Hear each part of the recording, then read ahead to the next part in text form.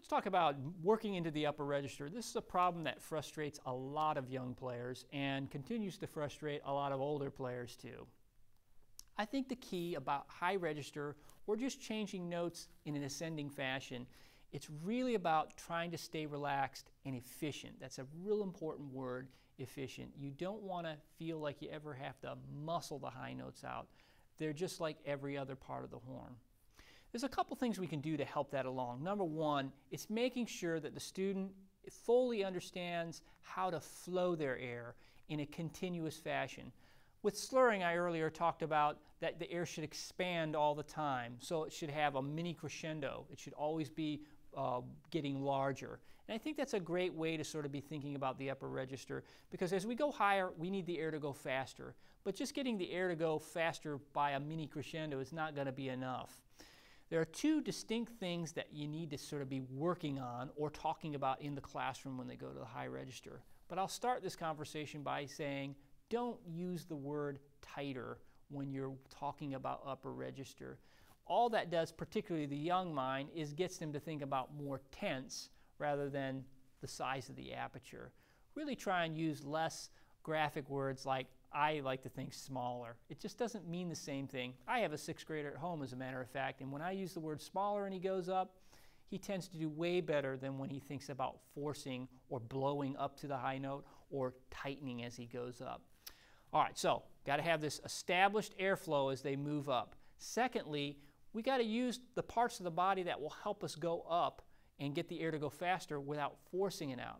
For me, that tends to be the tongue and the mouth cavity working in coordination with each other. When we've worked on articulation in the past, when I've talked about articulation, I've used toe as a possible word, and I've used ta as a possible word, and I've used t. The reason I use these 3 different vowel sounds is because each one of them has a distinct setting for where the tongue is in the mouth.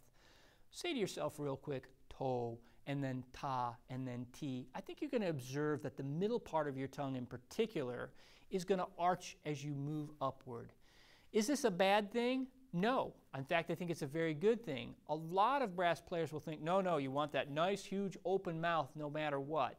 That's true. The distance between the teeth needs to remain nice and open.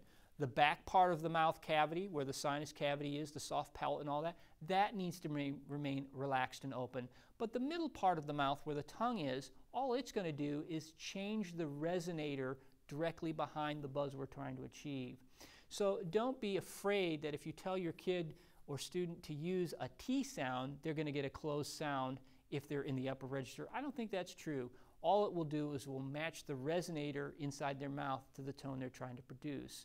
So simply getting them to think as they ascend, to-a-i, will help them get that velocity of air quicker and quicker as they go up. And I would use it just in that way. Let's say the student were trying to achieve a 7th grader trying to get a high F who's been struggling with it. So you had them working on a slur that went.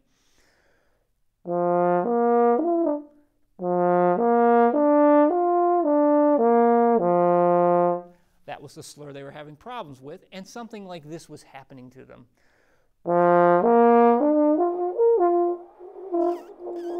I see this a lot. What they're trying to do in that case is they're keeping their mouth way too open, and they're trying to just make the lips tighter and thinner. Eventually, they hit the point of no return to where they're so tight there's no vibration left inside the lips. So I'll work at this, not talking about the aperture yet. I'll say, no, let's work on getting your tongue to move upward, your mouth cavity to get smaller. And so I'll have them sing for me. I'll have them sing the slur for me. Ta-e, and I'll reserve that E for the very top note. And then I have them go to the instrument, or sometimes I'll have them do it just on the mouthpiece. But usually I get a result, something like. It wasn't perfect yet, but it's going down the right road, as you can hear. That top note definitely sounds a little thinner, maybe a little more pinched than the bottom one. I'll play it again for you. But you can see that I'm getting it a lot easier now, and all I've changed about how I was doing it from before is I'm using that tongue and I'm using that mouth cavity to get smaller as I go up. Now let's talk about the aperture, what it needs to do. The aperture needs to expand and contract, very similar to the way a camera aperture might expand and contract for the kind of shot a photographer was shooting for. It needs to get smaller and narrow down. It needs to expand wider to catch a larger picture. So low notes need to be taller and wider. High notes need to be shorter and smaller. The device to use, or the controls to use to let this happen, are really similar to, and I want to stress they're only similar to and not exactly like, similar to the same controls we use when we whistle. So with young kids, and I've tried this with no problems in the end of how to make an embouchure, I've had them work on just whistling, or if they can't, doing a half whistle or a faux whistle. So I'll work at, let's say it was the same problem with the slur, is what we're trying to achieve. I'll actually have them just blow air and try and whistle, and they might not be able to get that high note out. But what you'll observe when they do that is that they're making that aperture smaller, and you want to directly point that out to them. See, as you got up, your aperture, the hole got a little smaller as you went up. Also, you probably noticed that your tongue went up when you whistled that, so you can reinforce a concept there.